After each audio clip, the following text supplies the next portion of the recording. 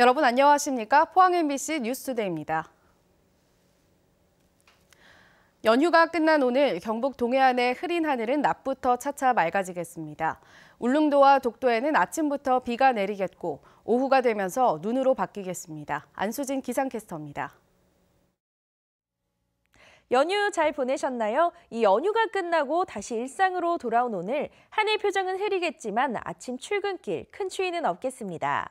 낮 동안에는 구름이 걷히겠습니다. 한낮 기온은 9도에서 10도가 예상되고요. 영덕과 포항으로는 매서운 바람에 체감 온도가 낮겠습니다. 울릉도와 독도에는 아침부터 비가 내리고 있습니다. 이번 비는 오후 늦게 눈으로 바뀌겠고요. 주말까지 이어지겠습니다. 비의 양은 5에서 10mm가 예상되고요. 예상 적설량은 2에서 7cm입니다. 오늘 미세먼지 농도는 보통 수준이 예상됩니다. 다만 오후에는 스모그가 유입되면서 나쁨 수준의 농도가 나타날 가능성이 있습니다. 경북 동해안으로는 바짝 메마른 대기에 건조특보가 내려져 있는데요. 불씨 관리에 각별한 주의가 필요하겠습니다. 자세한 지역별 날씨 알아보겠습니다. 오늘 흐리다가 낮부터 차차 맑아지겠습니다. 낮 기온 울진과 영덕, 경주가 9도, 포항이 10도입니다. 울릉도와 독도는 흐리고 비가 내리다가 오후 늦게부터 눈이 내리겠습니다. 낮 기온 울릉도 5도, 독도 7도입니다. 동해상은 흐리고 곳곳에 비나 눈이 내리는 가운데 동해 중부 먼바다에는 풍랑주의보가 발표됐고 동해 남부 먼바다에는 풍랑 예비특보가 내려졌습니다. 바다의 물결 동해 중부 해상에서 최고 4m, 동해 남부 해상에서 최고 3.5m까지 일겠습니다. 내일 아침에는 기온이 뚝 떨어지면서 추위가 찾아오겠고요. 당분간은 평년과 비슷하거나 조금 낮은 기온 분포를 보이겠습니다. 날씨였습니다. 지난 2016년 지진으로 크게 줄어들었던 경주 관광객이 지진 이전 수준을 완전히 회복했습니다. 관광 흐름은 단체보다 개별 관광으로 크게 변화하고 있습니다. 보도에 김철승 기자입니다. 천년 고도 경주는 관광 비수기임에도 관광객의 발길이 꾸준히 이어지고 있습니다. 교촌마을과 인근의 황리단길은 특히 젊은 층과 가족 나들이객들에게 인기입니다. 저희가 이제 여행을 짜는데 여기 경주에 되게 한옥도 많고 이쁜 것도 많고 먹을 것도 많다 그래서 인터넷 찾아보고 여기 놀러 오게 됐어요. 경주를 찾은 관광객은 지난해 1288만여 명으로 지진이 난 2016년 주춤했다가 그 이전 수준을 회복했습니다. 관람객 집계가 정확한 국립경주박물관도 지난해 관람객이 예년 수준에 이르렀습니다. 관광 흐름은 단체 대신 개별 또는 가족 중심으로 빠르게 변하고 있습니다. 국립경주박물관을 찾은 관람객을 보면 일반과 청소년 할 것 없이 개별 관람객의 증가세가 눈에 띕니다. 청소년 관람객이 지진 이전에 66만 명을 오다가 현재 8만 명으로 줄었고요.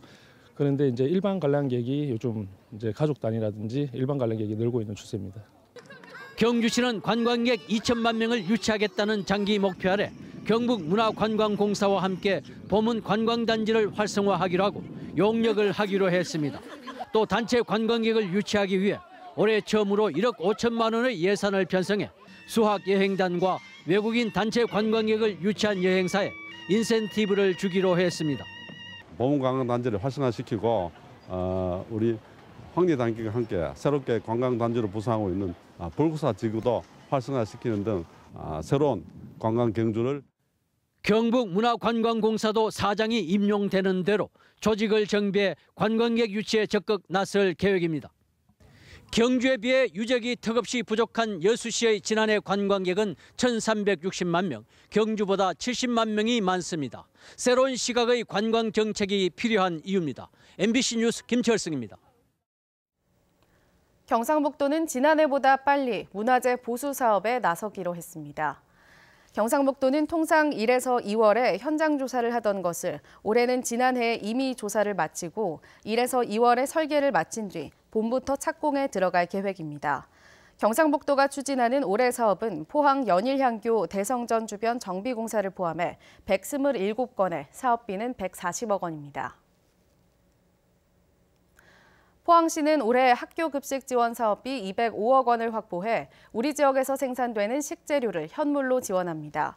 포항시는 지난달 친환경 학교급식 지원 심의위원회를 개최하고 의무급식 및 친환경 농축산물 지원 사업의 급식 대상과 규모, 지원 방법 등을 심의 의결했습니다.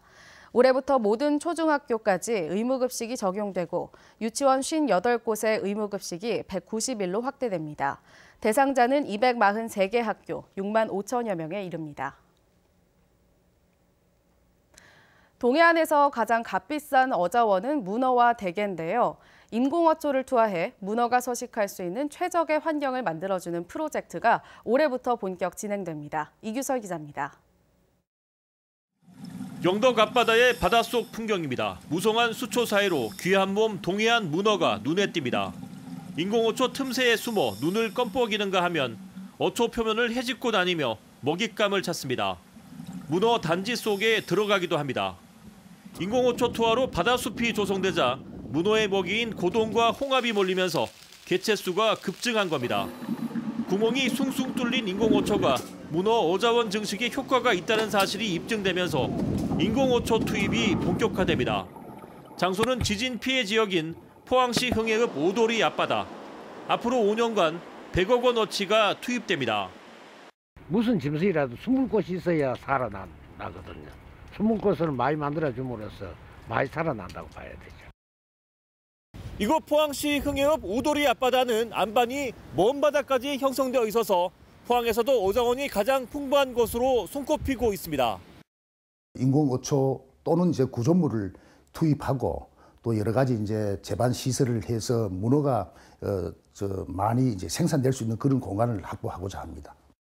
동해안 문어는 수요가 몰리는 명절 앞에는 킬로그램당 3, 4만 원에 팔리는 등 귀한 대접을 받고 있지만 환경 변화와 남획 등의 영향으로 어획량이 점점 줄어들고 있습니다. MBC 뉴스 이규설입니다.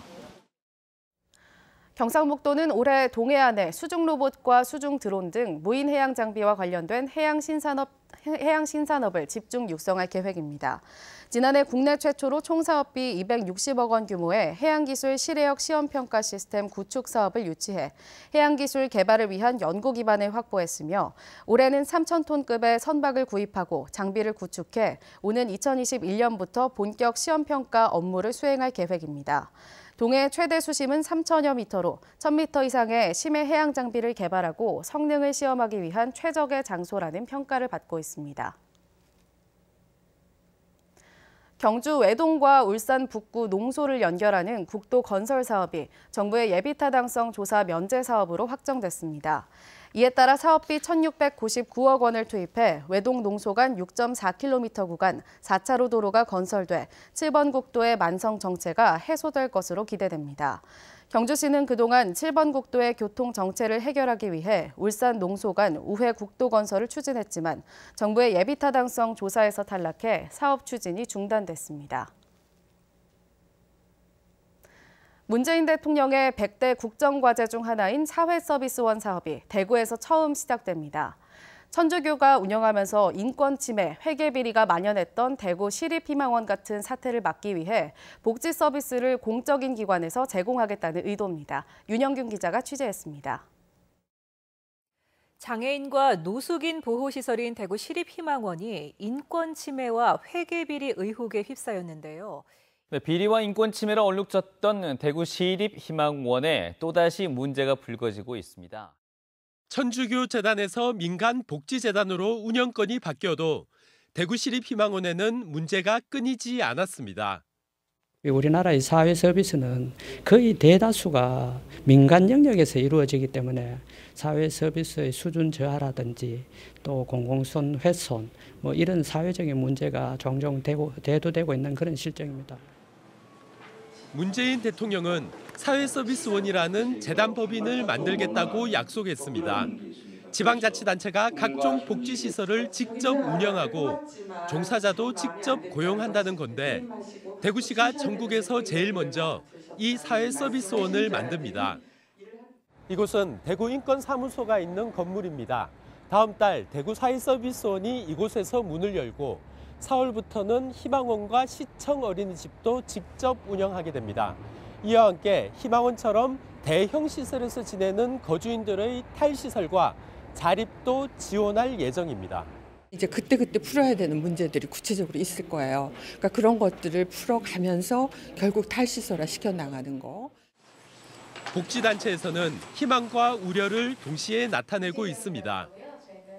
아주 투명하고 민주적인 방식으로 해서 질 높은 사람들이 그 사회서비스에 들어와서 정말 마음 놓고 일을 할 수 있는 이런 어떤 인사 시스템들을 초기에 어떻게 제대로 구축하느냐에 따라 가지고 사회서비스원의 승패가 갈릴 것이다라고 보여지고요.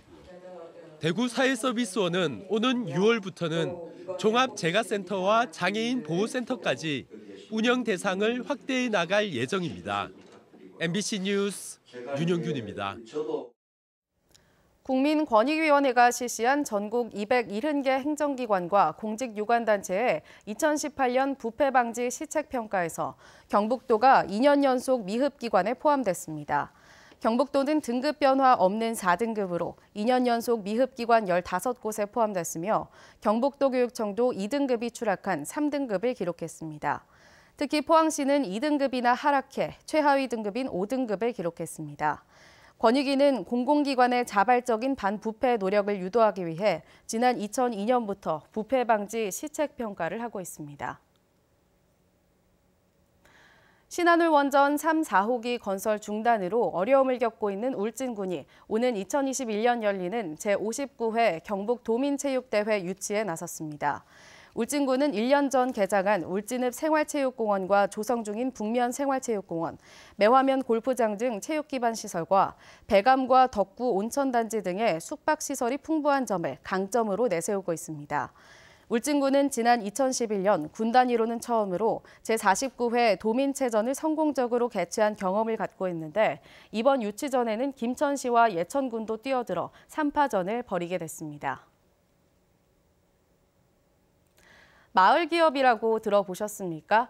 지역의 특색 있는 자원을 이용해 주민 스스로 일자리를 만드는 조직인데요. 일자리도 얻고 소득도 챙겨 좋은 반응을 얻고 있습니다. 성나기 기자입니다. 안동시 도산면 시래기 건조장. 주민들이 시래기가 잘 말라가는지 꼼꼼하게 살펴보고 있습니다.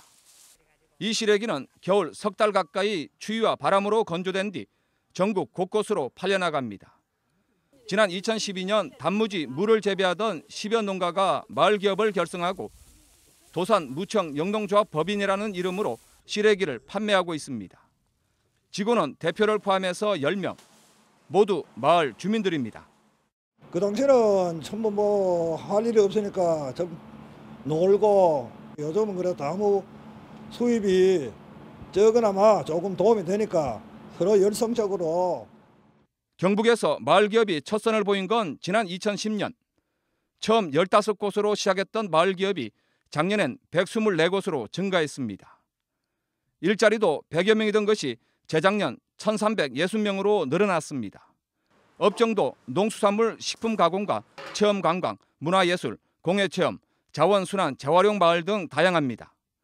경상북도는 앞으로 청년 참여형 마을기업을 발굴하는 등 마을기업 다양화와 시장 경쟁력 강화에 적극적으로 나설 계획입니다. 청년 일자리와 연계하고 또 지역의 주민이 함께 상생할 수 있는 그러한 다양한 유형의 마을기업을 발굴을 해서 사회적 가치를 실현하는 그런 선도적인 마을기업을 육성한 데. 소득은 높지 않지만 지역 특색을 살린 마을기업이 주민의 일자리 터전으로 거듭나고 있습니다. MBC 뉴스 성락입니다. 지난해 12월 생산과 판매가 경북은 줄고 대구는 늘어난 것으로 나타났습니다. 동북지방통계청에 따르면 지난해 12월 경북 지역 광공업 생산은 2.3% 줄고 대형 소매점 판매액은 5.8% 감소했습니다. 반면 대구 지역 광공업 생산은 전년 같은 달보다 3.3% 늘었고 대형 소매점 판매액도 0.8% 늘었습니다. 경북 지역의 초등학교 교사 부족난이 심각해 대책 마련이 시급합니다. 경상북도 교육청에 따르면 올해 385명을 뽑는 경북 초등교사 임용 시험에서 387명이 지원해 경쟁률이 1대1 수준이었지만 합격자는 정원에 50명 모자랐습니다. 경북은 이전에도 선발 인원이 정원보다 30여 명에서 많게는 90여 명까지 모자랐는데 예비교사들이 농촌이나 산간마을이 많은 경북을 피해 도시로 지원하기 때문입니다. 경북교육청은 오지에 근무하는 교사에게 사택을 제공하거나 근무 경력 가산점 등 여러 혜택을 주고 있지만 지난해 교사 18명이 모자라 기간제 교사로 대체하는 등 여전히 교사 부족난을 겪고 있습니다.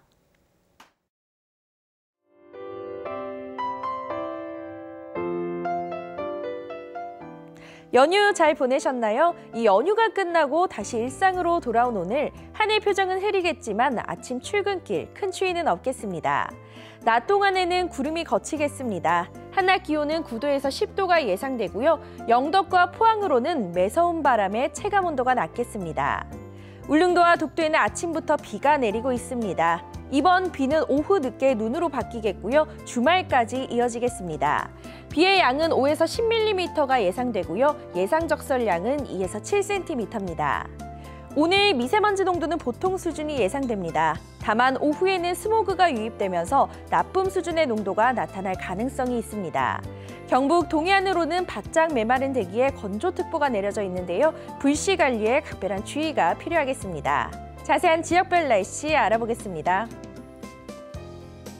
오늘 흐리다가 낮부터 차차 맑아지겠습니다. 낮 기온 울진과 영덕, 경주가 9도, 포항이 10도입니다. 울릉도와 독도는 흐리고 비가 내리다가 오후 늦게부터 눈이 내리겠습니다. 낮 기온 울릉도 5도, 독도 7도입니다. 동해상은 흐리고 곳곳에 비나 눈이 내리는 가운데 동해 중부 먼바다에는 풍랑주의보가 발표됐고 동해 남부 먼바다에는 풍랑 예비특보가 내려졌습니다.